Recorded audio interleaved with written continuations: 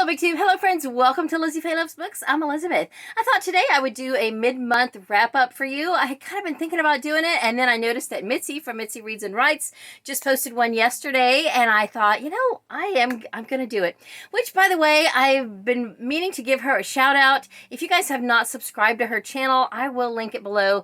She is such a fun person, a beautiful person, and I hope you will check out her channel. She's been booktubing for a few months now, maybe even a year. I don't even know. But she has less than 1,000 subscribers, and I would love to see her numbers go up. So if you have not subscribed to her channel, I hope you will. We have some similar reading tastes, and she just seems like the sweetest person. So I hope you'll check her out. So let's just briefly chat about what I've been reading this month for just June. I have not done Monique's prompts yet. I will. Well, I may have done a couple of them, but anyway, I'm trying not to stress out about reading, but I have been trying to faithfully pick up all of my current reads each day. I've got 5 books that I'm reading in print right now, and I said to myself at the beginning of the month that I wanted to try to at least pick up each one of them every day, even if I only read 1 or 2 pages. And usually it's more, but I've been real happy with that progress. I have also finished 5 audiobooks, and I'm in between audiobooks right now, so I'll show you what I have coming up next, and also a few other print books that I would still like to get to this month. I actually did start 2 more yesterday, in addition to the 5 that I've been reading all throughout the first half of the month. So let's just get started. The 5 books that I have finished are all audiobooks, and 3 of them are books that are for book club. So I am so happy to say that I finished this month's book club books before even my mystery club met last week. For the mystery book club, we read The Night She Disappeared by Jewell. It was okay. I didn't love it. I didn't hate it. It was okay. For our regular book club that meets this week, we read The Dutch House by Patchett. I was not excited about reading that. I wasn't really sure what to expect. Tom Hanks is the narrator. He did a great job, and it was okay. Then for next month, I'm so excited. I'm getting a jump on next month. We are reading The Maidens by Alex Michaelides. He's pretty good with the twists at the end. At least, well, this is only my 2nd book by him. I did read The Silent Patient. It was okay. The foul language is pretty frequent in his books, at least the 2 I've read. But, you know, it was a good twist. I'll just say that. And then the one for next month that I still do plan to read, I've already got it checked out on Overdrive, is Wish You Were Here by Jodi Picoult. I have not ever read a Jodi Picoult, not even My Sister's Keeper. I need to read some Jodi Picoult. So that will catch me up and get me a month ahead for book club. And then next month, my plan is to go ahead and read the 2 for the next month after that, and try to stay a month ahead. Then I also listened to one of my BookTube spin picks. I chose all books that I can get on audio, and all books from my shelf that I own that I can get on audio. So one of them is The Nutshell. I think you pronounce this Ian McEwan, and I've had this on my shelf a while. It was going to be a book club pick. It was kind of one of our possibles a few years ago, and so I kind of knew the premise. It's very unique, and I didn't, when I showed this, I think in my TBR, I misstated the premise just a little bit.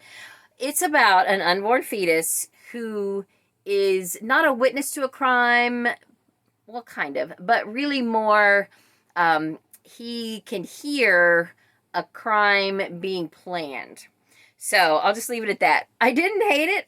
I was afraid I might, but it didn't really have much, if any, foul language, and it was very unique. I'll say that. My other BookTube spin book I have not started, but I do have it checked out for Overdrive, or on Overdrive. This is The Keeper of Lost Things by Ruth Hogan. Have any of you guys read this? It's such a beautiful cover. I don't know anything about it, but that's what got picked for BookTube spin. And then I have finished one of my Serious About series trilogies, and this is one I should have finished for Amish in April, but I didn't get to this last third book in the Shipshawana Amish Mystery Series by Vonetta Chapman, Material Witness. I just listened to this. I finished it yesterday, and I really enjoyed it. I thought it was great. And then on Hoopla, I have 2 more books checked out that I have not started. They are both by Lori Wick. This is a standalone called The Princess. I've heard really good things about it. I had said in my TBR video that I'd been just staring at my Christian fiction shelf, just wanting to pick up something. So I thought I would just pick up a couple of Lori Wick books that I could get on audio that I have on my shelf. So this is the first in a trilogy. I have all 3 of them in physical form, and I would love to just go ahead and zip through these and then possibly take those physical books off my shelf and pass them on. This is Cassidy. I think it's the Big Sky trilogy, Big Sky Dreams, and it's set in 1880, which is my favorite time frame for, Christian historical fiction. So I'm really excited about that.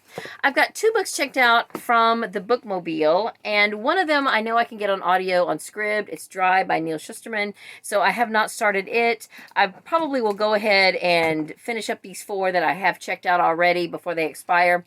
And in print, I have Calder Grit by Janet Daly. I don't know if I'll get to it this month or not because I am, like I said, I am currently reading 5 books in print. I started 2 more, and I have another one for a read-along that I need to start, plus a couple that will meet goals. So, I know, my Just June is stacking up, but it's okay. I'm enjoying what I'm reading. I'm having fun. So the 3 books that I carried over from previous months, one of them I carried over from January, February. I don't think I picked it up since February. Pillars of the Earth by Ken Follett. I am now right here. I've read this much, which is where? I am on page 296 out of 975, I think. So I'm excited that I've just been getting it read, and I've been enjoying it. It's a pretty barbaric book, but very compelling. And then in February, I started Pioneer Girl by Laura Ingalls Wilder. This is her annotated autobiography, and I didn't get much of it read in February, but I did pick it back up in April, and I finished reading the 60 or 70 page introduction. So now for this month, I have already read 154 pages just by reading, 2 to 7 pages a day. Hold on one second. Sorry, Emily was trying to hand me something. So I am really happy with my progress here in this book, and I've just been chinking away at it a little at a time. And then the other book I started right at the end of March. I didn't even get a chapter read, and then I didn't pick it up at all in April. And so actually May either. I didn't pick it up at all in April or May. And now I am on chapter 9, almost halfway through. Well, not quite, maybe a third of the way through. Death Threads by Elizabeth Lynn Casey, aka Laura Bradford. This is book 2 in the Southern Sewing Circle Mysteries, and so far I'm enjoying it. I said I was going to try to read a chapter a day, but I don't always get that much done. Sometimes I read a half a chapter. I don't know. It's still a lot of fun. I really enjoyed the first book. I'm tempted to go back and just remember a little bit more about some of the side characters, but for now I'm just going to keep going with this, and I may go back and just review the first book before I move on to the third one, and I probably won't read it this year. Then the other 2 that I started, that I've been reading almost all month. I didn't get started with my Penderwick's book until maybe 4 or 5 days into the month. So right now I am in the middle of a chapter 7. So I haven't been able to read a whole chapter a day. I was hoping to maybe be done with it by the middle of the month, but it's okay. I'm enjoying it. I'm just savoring it as I go. And if you're reading along, let me know. I have made a couple comments on the thread. I think only one other person so far has commented about book 2, but if you're reading it, let me know. Let us know and make some comments in my Goodreads group. And then I started a nonfiction nonfiction at the beginning of the month. This is not a Christian book, but this is a book from my TBR jar, which is mostly all nonfiction, and I just thought I'd go ahead and pick it up.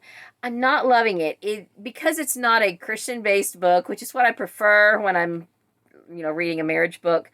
It reads more like a Cosmo. It feels a little manipulative, but anyway, I'm going to go ahead and finish it. I'm about half done with it at this point. Marriage Secrets. It's by Roseanne Rosen. How to Have a Lifetime Love Affair is the subtitle. Anyway, it's not horrible, but I don't love it. And then just yesterday, I had read in the morning. I had met my reading goals in the 5 books that I'm reading some in every day.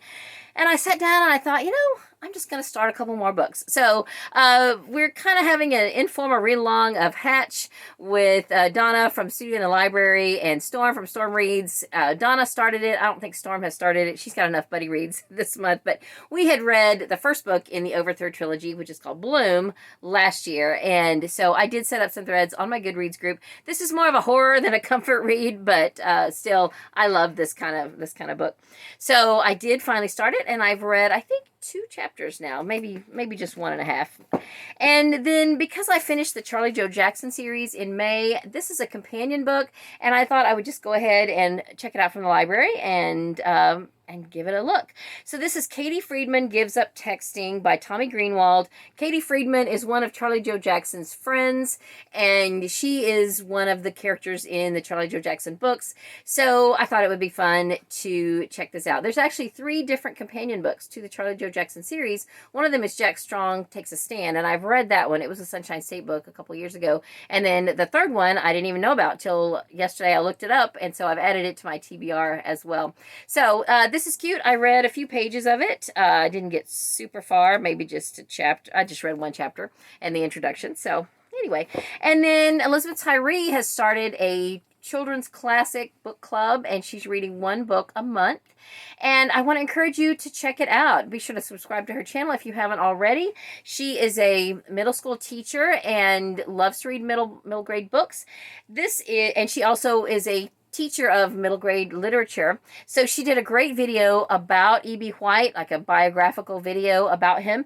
And this month we're reading Stuart Little. I've read it before on audio, but I did check this out from the library. I think I will read this one in print. Probably won't get to it for a little while because I've got all these other things going on, but maybe as soon as I finish the Penderwicks, I will go ahead and pick up Stuart Little.